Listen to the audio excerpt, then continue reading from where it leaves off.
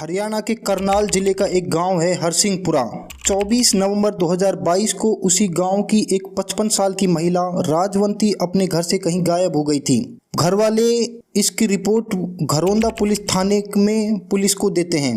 Police अब मामले की जांच में लग जाती है। चूंकि महिला की दिमागी हालत भी ठीक थी, ना ही घर वालों का किसी से कोई दुश्मनी थी या ना ही किसी पे कोई शंका थी, तो ये एक राज बना हुआ था कि अचानक से एक सही महिला आखिर गायब कहाँ हो गई।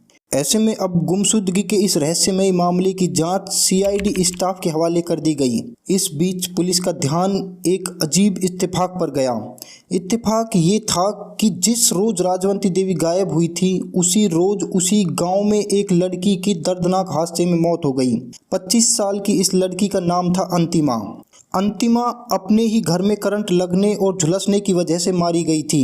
ये वारदात तब हुई जब लड़की के घर वाले बाहर थे। जब घर वाले लौटे तो बेटी की लाश देखकर सन्न रह गए। वैसे तो लाश की हालत ऐसी नहीं थी कि वो अपनी बेटी को पहचान सके, लेकिन कपड़े और ज्वेलरी ये गवाही दे रहे थे कि ये अंतिमा की ही लाश है।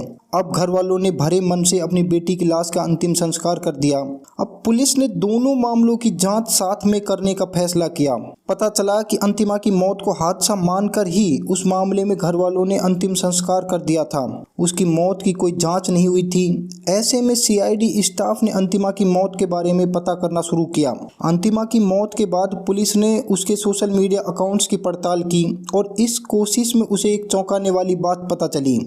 दरअसल उसका सोशल मीडिया अकाउंट एक्टिव था और उसकी लोकेशन उत्तर प्रदेश के शामली में दिख रही थी। अब सीआईडी स्टाफ की टीम करनाल से शामली पहुंची और सीधे उसने उस जगह पर दबिश दी जहां का लोकेशन शो हो रहा था। पुलिस को शक तो था ही और शक सही निकला। अंतिमा वहीं मिल गई थी। वो अंतिमा जो 4 महीने पहले अपने ही घर में शॉर्ट सर्किट और करंट से जलने की वजह से मारी गई थी, वो वहां पर पुलिस के सामने खड़ी थी। जाहिर है अंतिमा जिंदा थी। तो फिर सवाल था कि आखिर मरी कौन थी। जवाब है, मरी थी अंतिमा के गांव की रहने वाली वही 55 साल की महिला राजवंती देवी, जिसका जिक्र हमने अभी वीडियो के शुरुआत में किया था। पुलिस के शिकंजे में आई अंतिमा ने बताया कि उसका शामली के एक लड़के से फेसबुक पर अफेयर था, लेकिन घर वाले इस रिश्ते के लिए राजी नहीं थे। ऐसे में वो अपनी मौत दिखाकर अपने आशिक के साथ सुकून की जिंदगी जीना चाहती थी।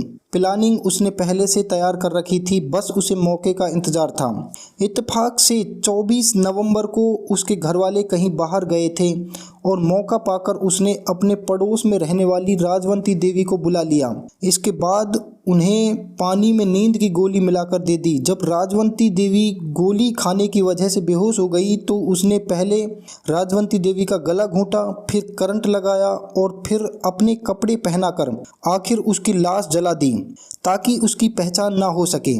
इसके बाद वो अपने प्रेमी के साथ भाग गई और उसके साथ शादी कर शामली में ही रहने लगी थी। लेकिन अब पुलिस ने उसे गिरफ्तार कर लिया और साथ ही राजवंती देवी की मौत का राज भी फांस हो गया।